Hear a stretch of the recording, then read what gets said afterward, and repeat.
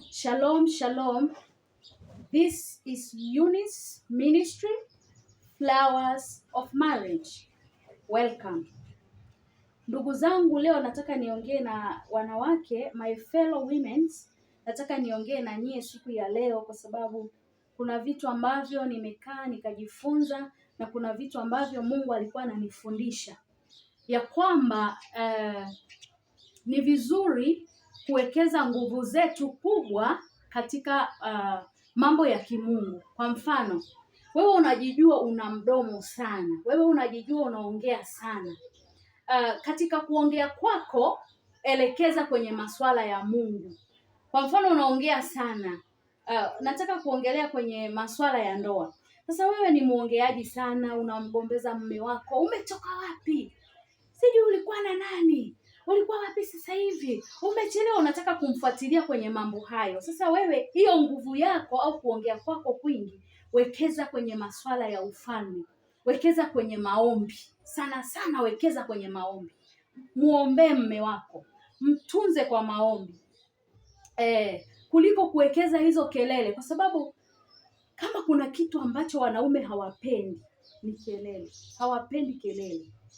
Vichwa vyao havistahimili kubeba huo uzito wa kelele. Wanachoka, wanasikia kama kuchoka, mawazo yao yanachoka, wanafika mahali mpaka kama akili inasimama kwa sababu ya zile kelele. Hawapendi.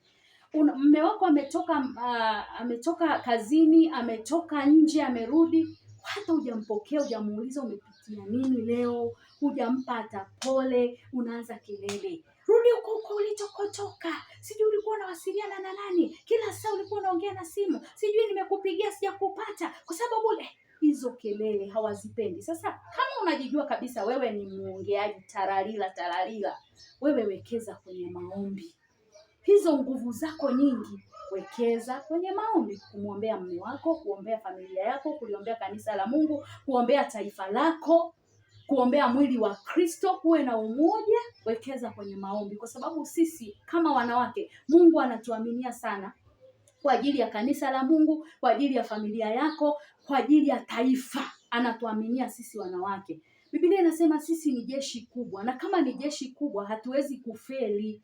Hatuwezi kufeli kwa ajili ya vitu vidogo kwa sababu tu ya kuongea. Umemkuta mume wako anaongea na mtu, ulikuwa unaongea na nani? Ulikuwa unaongea na nani? Unanichiti, unafanya Na acha nikupe siri ambacho ipo. Siri ambayo ni halali na ipo. Wewe kama umezoea kumwambia mume wako anachiti, hauna ile kumwamini mume wako, kwa sababu ndoa inatakiwa tu kumwamini mtu. Ukimwamini mtu kwanza unakuwa na amani. Lakini kama kimoyo kinadunda, anaongea na nani huyo? Sijui anasemezana na nani sasa hivi? Alikuwa anaongea na simu, ameniona amekata, ina maana ananichiti. Ukiwa mtu wa aina hiyo, ina maana utakuwa na stress, utakuwa huna nguvu hata za kufanya chochote, huwezi kufanya biashara kwa uhuru kwa sababu hauna amani. Biblia inasema katika kitabu cha Mithali 21 na mstari wa 9, inasema hivi: ni afadhali kukaa katika pembe ya darini kuliko kukaa katika nyumba pana pamoja na mwanamke mgomvi. Just imagine, hiyo ni Biblia. Afadhali kukaa pembeni mwa darini, mahali ambapo mahali ambapo pamebana, ukae hapo kuliko kukaa nyumba moja na mwanamke mgomvi, kwa sababu wanawake wale watararila, unaweza hata ukachanganyikiwa. Kwa ndugu zangu, wanawake wenzangu, tuwekeze nguvu kubwa kwenye kuombea familia zetu. Uwe mlinzi wa familia yako. Be your brother's keeper. Ombea kanisa, ombea watumishi wa Mungu, ombea taifa, ombea vijana, ombea wadada, ombea watoto wadogo hata mashuleni. Anaweza akawa sio mtoto wako wa kumzaa, lakini muombee. Ombea watoto ili wawe na tabia njema. Lakini ikiwa mtu ambaye ni mwanamke mgomvi, mwanamke mkorofi, Biblia inasema ni afadhali kukaa pembeni mwa darini, yaani mahali ambapo pamebana sana, kuliko kukaa nyumba moja na mwanamke mgomvi.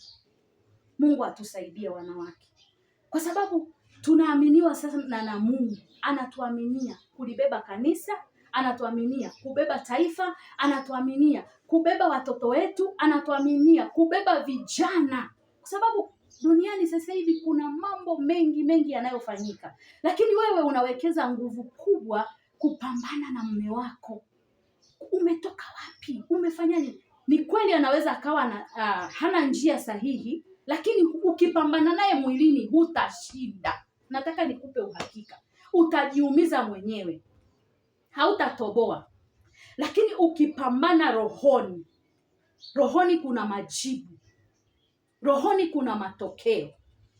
Ukijiona unaweza kuongea vizuri, kawe mwinjilisti, hubiria watu waokoke. Hata kama unajua mstari mmoja, simama nao barabarani, watu wamjue Mungu, watu wageukie toba.